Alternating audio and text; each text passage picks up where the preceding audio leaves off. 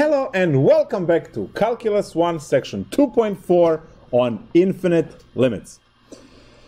So we have so far studied the limits where you say x goes to 3 and then answer was 9 or 10 or so on. So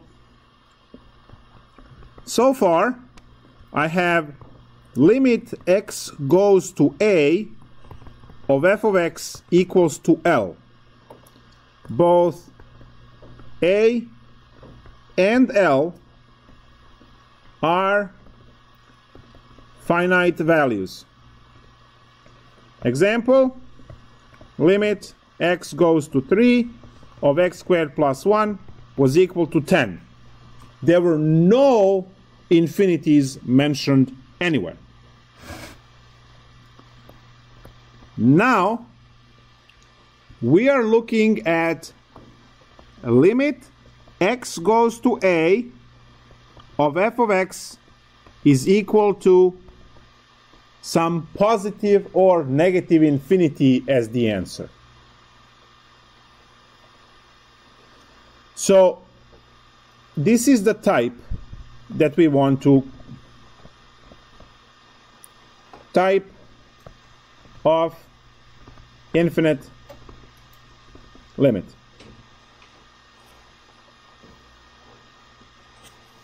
Immediately we would like to know an example for this, right? Well, I'll give you one-sided example immediately. Limit as x goes to 0 plus of ln x is equal to negative infinity. There's your example. Now, as soon as I draw the graph, it will immediately be clear.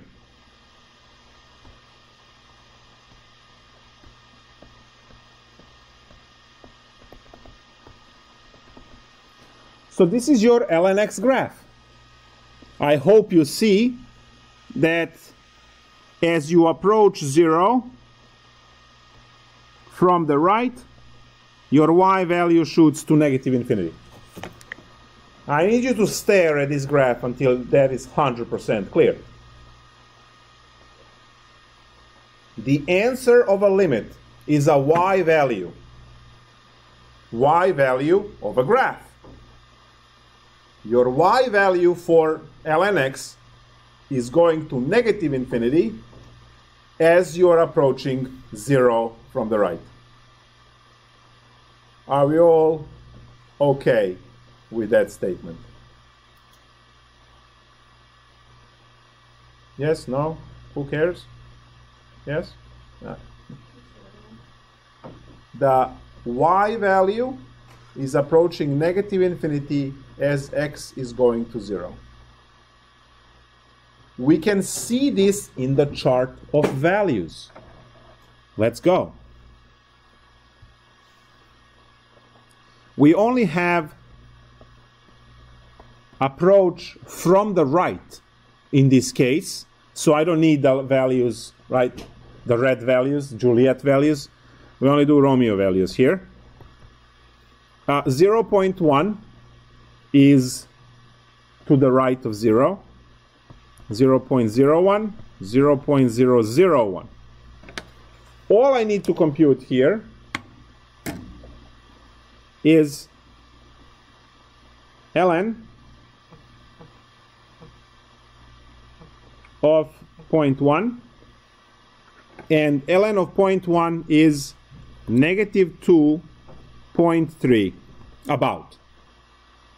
Then I have to compute ln of 0.01, and that one is negative 4.6. And then ln of ln of 0.001 is negative 6.9. I should have used. Okay, I have to add more of these. I didn't think of it. So take your table, move it all the way here, and then add more of these.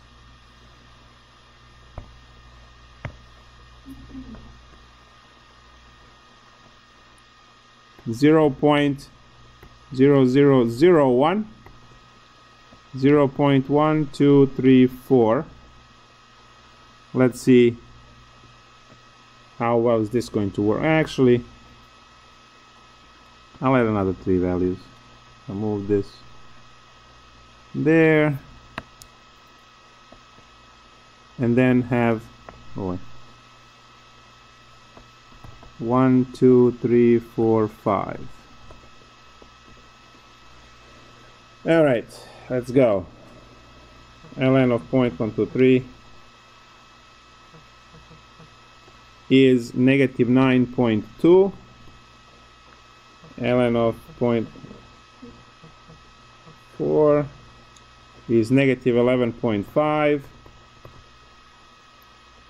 And then this is I need now 5 zeros. So ln of 0.1, good, negative 13.8. So do we see this pattern of as you are getting closer to 0 on x values, your y values grow in a negative sense. Now try to use, let's say, 10 to negative 10, right? There will be 9 zeros in here. This number would be larger. So ln of 10 to negative 10, let's say, it's negative 23. So you see that the numbers are growing as you are getting closer and closer and closer to 0. They're growing, I mean, in a negative sense. So this trend will eventually go to infinity. As you are getting closer to 0, these numbers are going to become larger and larger and larger in the negative sense. They go to negative infinity. So this is a notion of an infinite limit, meaning its answer is infinite. That's why it's called infinite limit. Remember, limit is computing the y value. If that y value is positive or negative infinity, we say limit is infinite because you got infinity as an answer. So any limit that you are computing where x goes to a finite number a, like goes to 0, goes to 3, goes to 10, when the limit goes to a finite number of a function and you get either positive or negative infinity, we call that infinite limit. Now you would say, why would this get its own section? Can we just, shovel this with the other limits and be done? Well, this has insanely important application, and that is called vertical asymptote. You learned about vertical asymptotes in your pre-calculus class. You know those are the vertical lines, barriers, through which the function cannot go. So, vertical asymptote. That is the concept explained through an infinite limit. So now we have a definition for the vertical asymptote, which says a vertical line for which limit x goes, hold on, a vertical line at x equals a for which limit x goes to a plus of f of x, or limit x goes to a minus of f of x is equal to positive, negative, infinity, is called a vertical asymptote.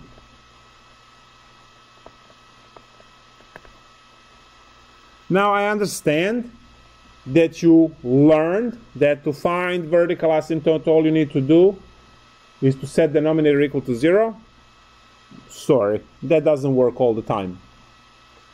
You learned this method in your pre-calculus class, but in pre-calculus they are careful to give you the problems that go along with that half-true definition. Cool? So now we need to talk about that and fix that hole in your knowledge. So let's talk about first 1 over x as the example. You are expected to know what 1 over x function looks like, and that would be this.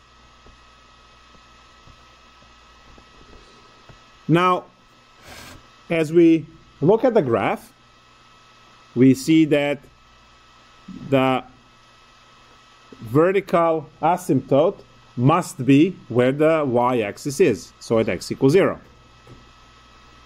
And we can prove that that is the vertical asymptote because we can do these limits from each side. Limit x goes from 0 minus of 1 over x is equal to negative infinity. As I approach from the left, you see that y value shoots down to negative infinity. As you approach from the right, the value shoots up to positive infinity. So we can also write that the limit x goes to 0 plus of 1 over x is positive infinity. Both of these, we just need one of them, but both of these satisfy the definition up there, which says that if your one-sided limits, one of them, goes to either positive or negative infinity, you have a vertical asymptote at that x goes to value, so 0 in this case. So the vertical asymptote is the vertical line that function approaches and never crosses, right? I'm not sure if you are thinking about the world in detail, but if you are, you actually never get to touch the wall. And that's a really cool thing. Molecules and atoms of your body never, ever, ever touch the molecules and atoms of the wall, because they can't touch. The forces between them that repel them are so strong that there is no way that you can push and actually touch something. It's these fields that are there repelling each other, and then they're literally compressing your molecules and your atoms and your cells, right, as you go to higher, right? But you actually don't get to touch anything. And that's actually what this is. It's really cool. This is going to go ever closer and closer and closer and closer and closer and never, ever, ever touch it. It's really awesome thing. Now we obviously perceive that we touched it, but we actually no. Technically, you are levitating on your chairs right now. You are not touching the chair, right? That's what it is. You have to look up at this if you're interested in those phenomena. So this asymptote, the vertical asymptote, is a barrier that the function cannot touch and cannot cross. And that holds for all functions that have vertical asymptote. 1 over x, great example. Tangent x, great example. Secant, cosecant, cotangent, they all have vertical asymptotes because they all have trig functions in denominator, right? If you are talking about, let's say, secant x, that's 1 over cosine x. So anytime cosine x has a 0 value, secant would have a vertical asymptote, which is why these functions are so easy to graph. If you know sines and cosine, you can graph everything else. You don't need to learn 6 trigonometric graphs. All you need is 2. So to graph secant, you would graph cosine, because secant is 1 over cosine, and then at every location where cosine crosses x-axis, you would put a vertical asymptote at those locations, because cosine for secant ends up being in denominator. And all you need to do is to flip the cups on the other side. You can erase your cosine after that point, and you have a secant graph. Secant graph has vertical asymptotes at every pi over 2 plus n pi increments, because that's where the zeros of cosine were. And cosine was in denominator, so every 0 in a denominator is immediately creating a vertical asymptote. So observing this particular graph, we can say for secant, if you are approaching pi over 2 from the left, the answer is positive infinity. If you're approaching from the right, it's negative infinity, and so on. So that's another example. The graph of secant x, which we understand as 1 over cosine x, and we draw cosine x first at every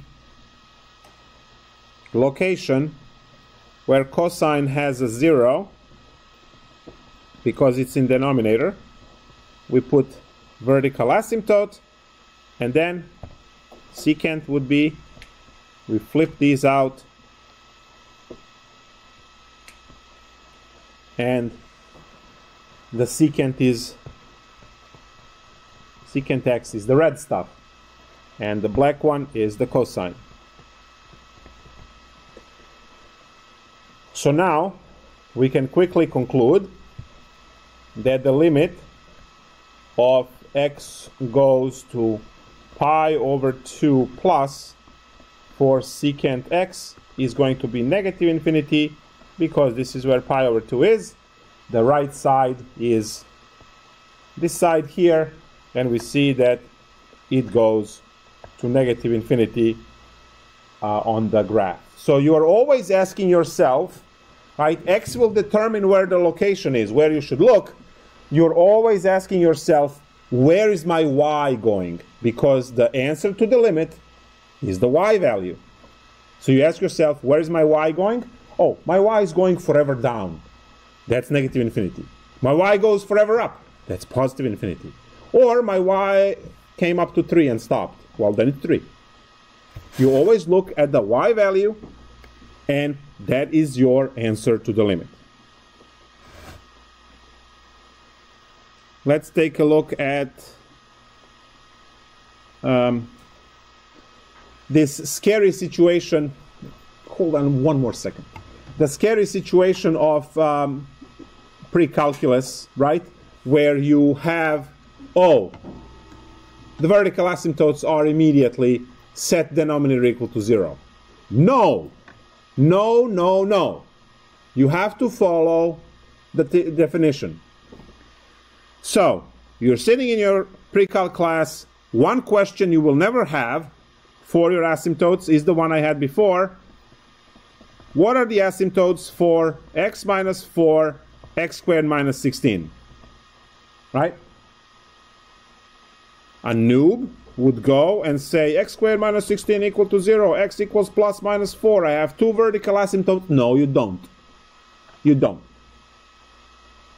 Because x minus 4 on the top and x minus on the 4 on the bottom will cancel, leaving this to be a function 1 over x plus 4. You only have 1 vertical asymptote. You see how pre-calc can be misguided? You need limits to make sense of every problem.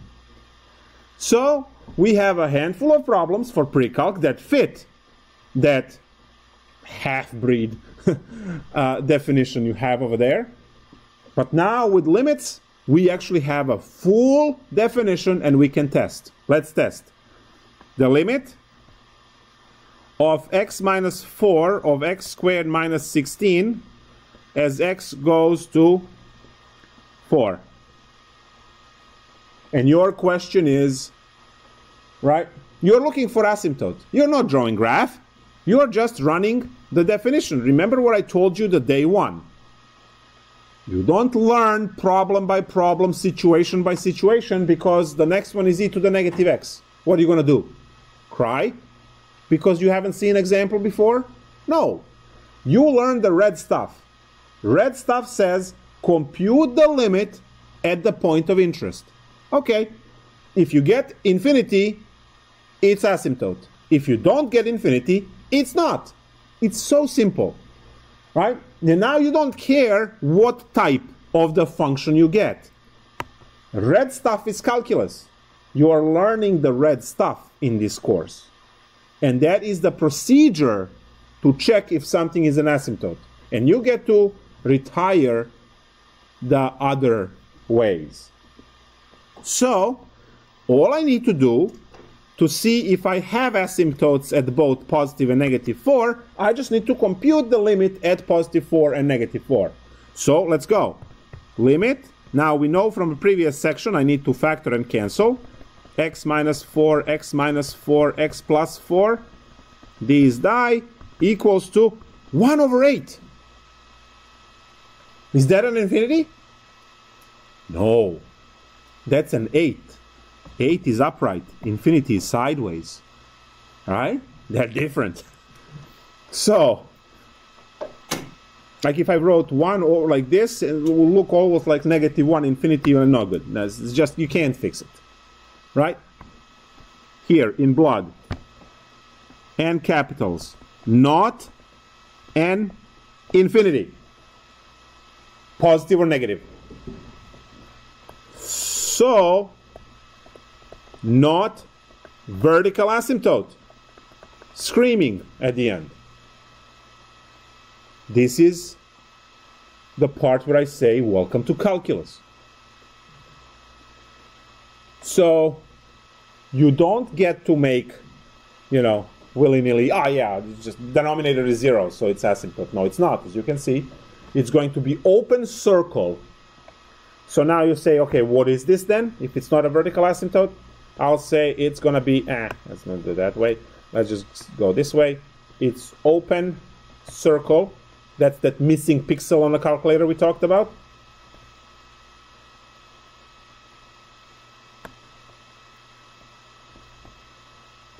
At 4, 1 over 8. That's what it is. It's an open circle. Now, you say, okay, fine. I understand. I learned the definition for vertical asymptote. I have to run the limit. So I had two values, positive and negative 4. What's happening at negative 4? Now, that one will be the asymptote because you will get infinity. Let's prove that. Limit x goes to negative 4. Again, x minus 4, x squared minus 16, which is the limit, x minus 4 of 1 over x plus 4. Now, if you plug in, you still get 1 over 0, right? When you plug in, you get 1 over 0? You do. So, to solve this limit, you can actually draw the graph because this is a basic function, easy to draw. Right? We have x plus 4. That's shift to the left 4 units. I did ask you to review functions, graphing, and shifts. So it looks like this, going through negative 4. And now, since you are approaching, you can pick from left or from the right, it doesn't matter. You will have that the limit x approaches negative 4, let's say minus from the left, it's going to be negative infinity, and yes, that's what we need. So, x equals negative 4 is a vertical asymptote because limit of f of x as x goes -4 minus was -infinity. That was what was required in the definition. Limit to go to any of the infinities, and you will have it.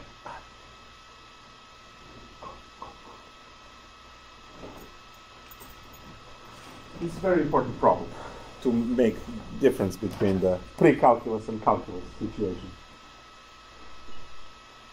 All right, so these are, and actually the lecture is over. That's it. I hope you're not disappointed. That's it. We learned that infinite limits are the ones that have infinity as an answer, and they are used to define vertical asymptote. You get to calculate vertical asymptotes by your old method, set denominator equal to 0, or whatever you did. You throw beans or bones and look at it, whatever. And then you have those numbers, and you run limits to those. So you think there is an asymptote at 4. Do the calculation, is it? I think there's asymptote -4. Run calculation, is it, right?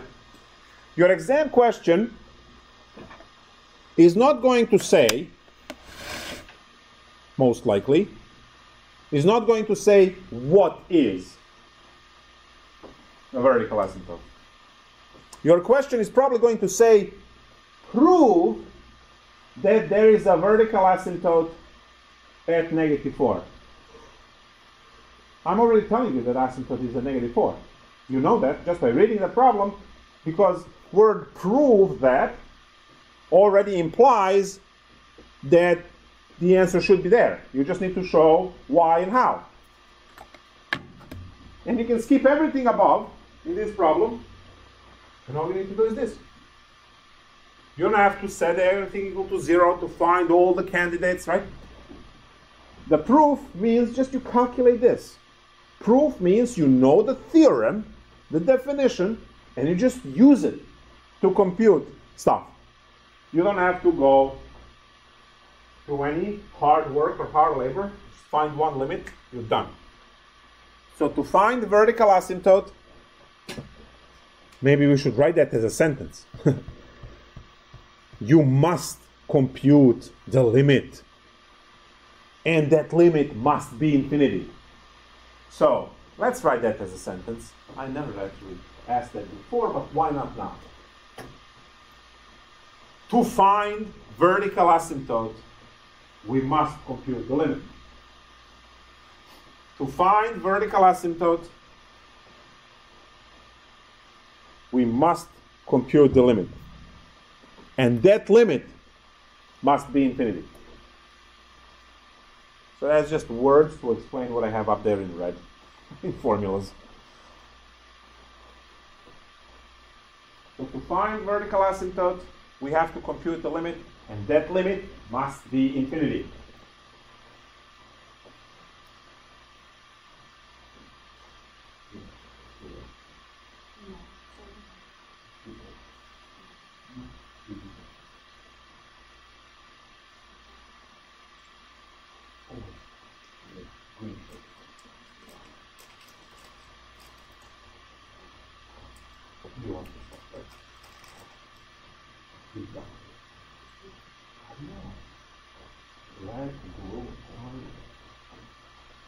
I can use more colors. I can really make this colorful. This lecture is over. Yep. Bye.